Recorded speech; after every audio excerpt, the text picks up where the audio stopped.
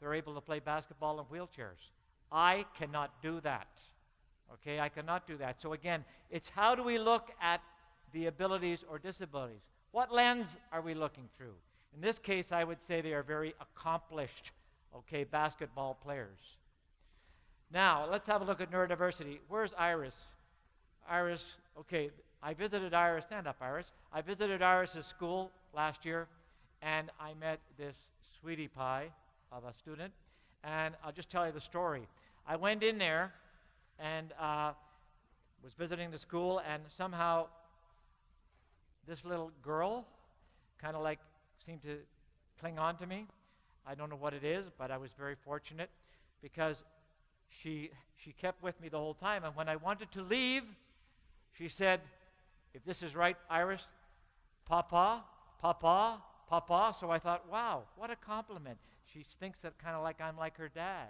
So it was very difficult to leave there because she kind of stole my heart away, and that's what these students do. So, all right, so neurodiversity, I'm just going to hit on this, but the whole idea of relating scientific exploration and understanding of the brain and how it interacts in terms of different aspects of learning. So the word was coined by Harvey Bloom and Judy Singer. It's a concept that provides a paradigm shift in how we think about mental functioning. Instead of viewing individuals as having a deficit or dysfunction in their mental processing, we should recognize and respect neurological differences as social category on par like gender, ethnicity. So neurodiversity is another type of diversity. We don't all think the same. Our brains don't all work exactly the same. It encourages more inclusive and integrated programs that value diversity. And for children with disabilities, the cognitive processing strengths and weaknesses interfere with achievement and or behavior adjustment. So we're learning how do we work with students who have significant behavioral challenges. So again, knowledge is constantly evolving, and so as educators, learning, as we try to tell our students, learning for teachers is also for life. It's called BBL, Overview of Brain-Based Learning. I'm just going to look at the bottom here, but it says the brain works in unity. Each brain is unique. The brain is divided into two hemispheres, and they have different functions. The left brain is analytical and abstract. The right brain is holistic and concrete. And then the brain has 4 lobes. We're going to talk about that upcoming, just to kind of get an idea. We're not going to become neurological scientists here, but just to understand how knowledge and understanding will inform our practice. All right, we're just going to skip that because I'm just looking. If you look at BBL on the internet, you'll certainly find a lot of information that will help you in furthering your understanding and knowledge of neurodiversity. The effects of brain-based learning on the academic achievements of students with different learning styles, because we know that people learn visually, people learn auditorially, and people learn kinesthetically or tactile.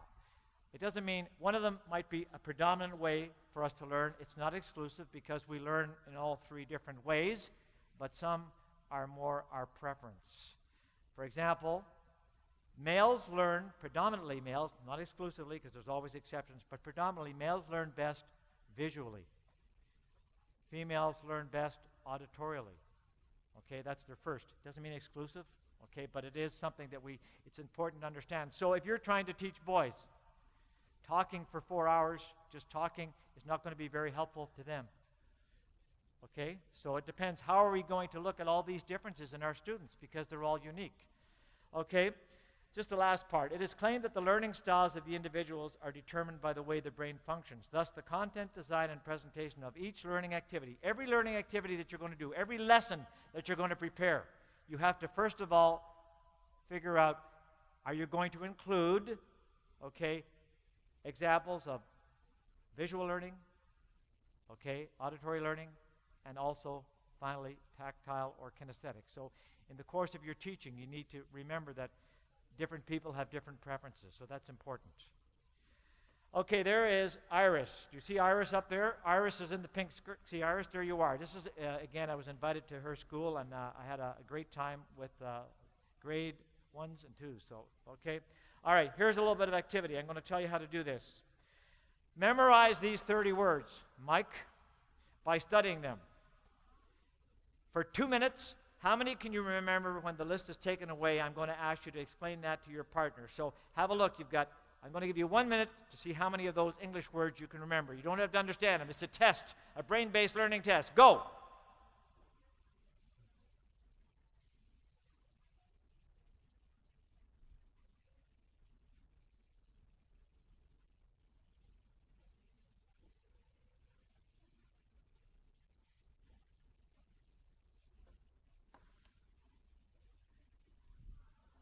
Sorry. Just checking, see if you're awake. Just checking to see if you're awake. 30 seconds.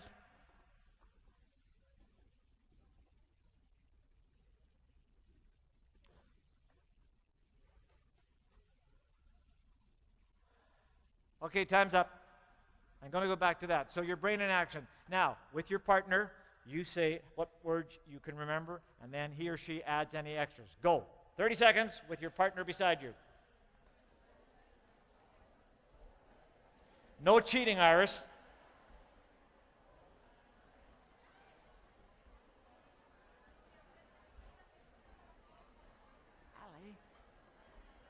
Allie, where's my time? I need how much time?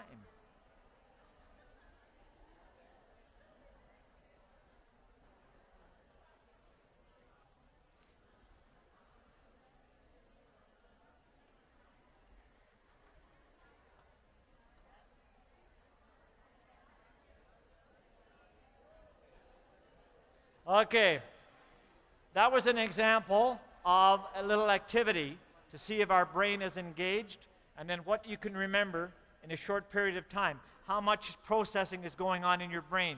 Did you remember 10 words, 15 or 20? But I know that everybody remembered all of them, so I don't really need to ask that because you were all. So give yourself molto applauso for yourselves. Okay, good. All right.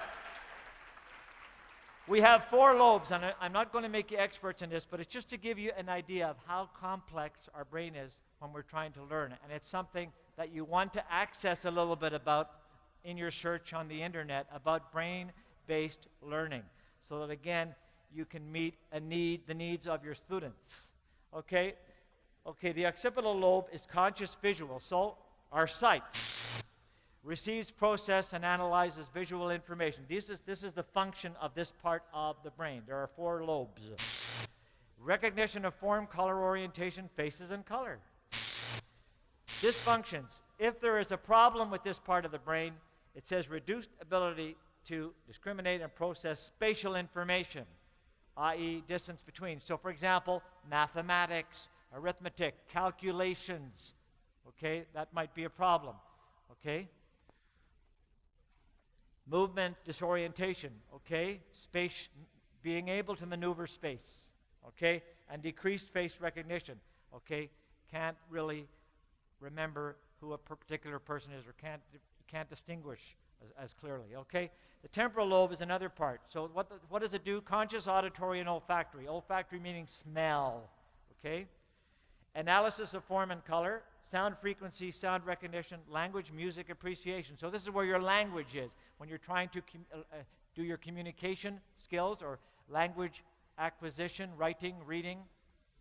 Contains hippocampus, consolidates memories of facts and events, and role in long-term memory, remembering long-term. One of the things that students with Down syndrome, they have a great long-term memory. For example, when Lindsay, my daughter, says, Dr. Ash, you're supposed to be having lunch at 12 o'clock. 12 o'clock, it better be 12 o'clock, not 5 minutes past 12, not 1 minute past 12, not 1 minute before 12, but 12 o'clock. And they remember. They get into routines. They also remember things that happen. For example, I was on my way to church 2 years ago, and I was just getting a cup of coffee early in the morning because I had a late night, and I spilled it on my pants. So Lindsay, every single time, every Sunday since that time, 2 years later, don't forget, don't spill the coffee on your pants. So she remembers that from 2 years ago. She's got a great long-time memory to remind me. Sometimes I wish she didn't remember all my bad habits, but she does. All right, so some of the problems that you might encounter in the temporal lobe: sound processing impairments, maybe hearing impairments. Okay, that might be a challenge. Language difficulties, learning, writing, and speaking. and difficulty in memorizing facts. Okay, so these are some of the challenges if you have this particular lobe affected. And the parietal lobe, touch, pressure, pump, pain, perception. Feelings. Integrates body, okay. Involves in visual and spatial processing. And then involves in object manipulation, being able to be coordinated. Okay? Some of the challenges with this part of the brain, if it is not functioning 100%, impairments to visual and spatial, okay? So not being able to kind of like distinguish in terms of spatial aspects or distances, okay, or mapping. Decreased ability in processing, okay, physical senses and perception. And finally, the last one contains, okay, the different examples of neurons, which are part of the brain. The neurons are always kind of like the spark plug, associated with attention, long-term memory, planning, and drive. So, for example, a student, well, we'll get that in a minute. Voluntary motor actions. So, for example, being able to do that. Being able to, my brain telling me I need to walk across the stage. I need to press the clicker. Now, these are some of the challenges if this part of the brain is not working. Mental flexibility and spontaneity, socialization increase or decreasing. So, for example, students with autism here may have a challenge, okay, in terms of social interaction.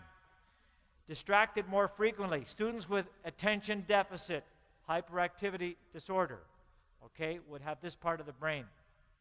And finally, diminished creativity and problem-solving skills, not being able to kind of conceptualize how to solve a problem or follow the steps, perhaps.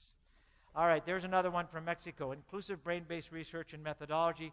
This is from Vietnam, so I just use them because, again, I like to always make sure I capture the essence and honor the culture that I was fortunate enough to be invited into.